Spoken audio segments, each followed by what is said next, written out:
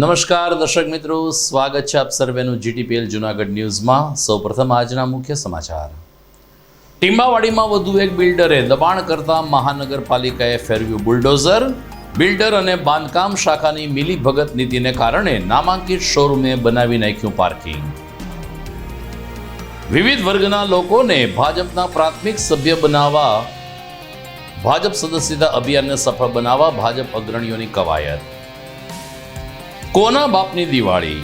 સાસણના મોંઘાદાટ રિસોર્ટમાં રાજ્યના પંચાયત પ્રમુખોએ સાથે મળીને કર્યું ચિંતન।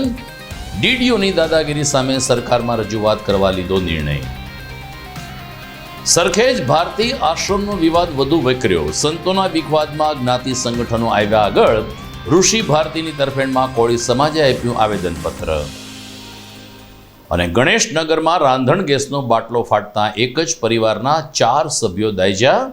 બેની હાલત વધુ ગંભીર થતાં રાજકોટ ખસેડાયા। આ તમામ સમાચાર વિસ્તારથી જોઈએ તે પહેલા લઈએ એક બ્રેક।